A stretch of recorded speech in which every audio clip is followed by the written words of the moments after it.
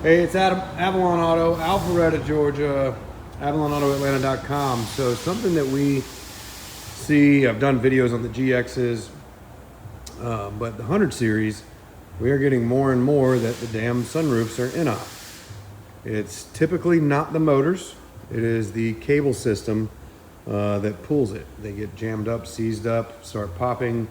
This one is just completely seized. I've tried 3 different known good motors because we keep a lot of spare parts. I'll normally buy the whole cassette from the junkyard. Finding a good cassette nowadays is getting damn near impossible. And the repair kits are no good. But I mean, I've tested 4 different motors in there and none of them have the torque to pull the cables free. So this thing's got a sunroof drain leak, clogged passenger side completely, did not drain at all. I want to teach you how to fix it when your sunroof isn't working. I've got a video on the GX470, a little more involved just because of where the screw locations are. I actually like the 100 series sunroof design better.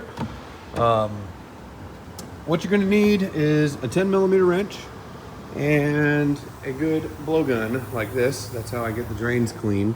You can blow them out on Toyota's Lexus. On certain brands, you really need the snake because if you blow too much pressure, it'll blow the hose off. Toyota Lexus ain't an issue. But on the 100 series, you've got 4 10mm bolts as opposed to what I originally started doing was taking off the screws from the inside because that's how you do it on a GX. But this one's got a Phillips and an Allen. And then on this side, there was a Torx and an Allen, or a Torx and a Phillips. I'm like, okay, this is weird. But as soon as I took the little shields off, so that's what you got to do, is you've got a front shield, just a little privacy garnish, whatever cover, goes like this. So these pop on to the glass, and when you take them off, you'll expose a 10, a 10, a 10, a 10, and it's super easy to just lift it up and set it to the side.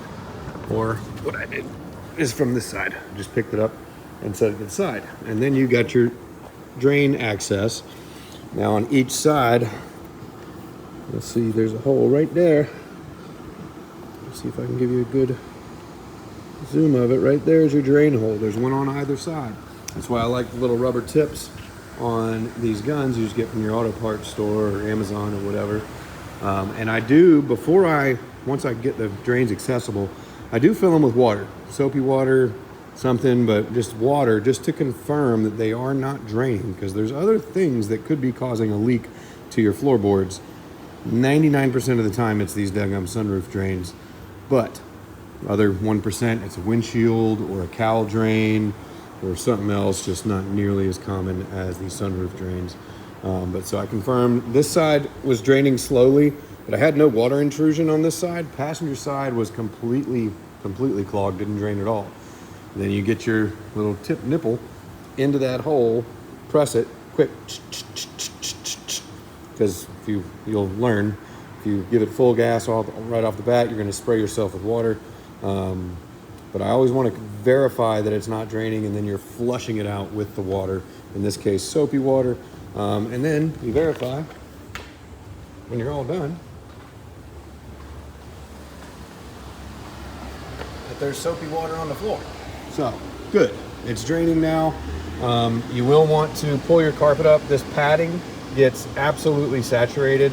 I put an air mover fan in here overnight and a room dehumidifier in the back. We've already emptied that once. This old Cypress girl, trying to work through a couple gremlins with this girl, but you know, she keeps giving me gifts, so she'll be around. But how to clean your sunroof drains when your sunroof ain't working on a 100 series. Enjoy.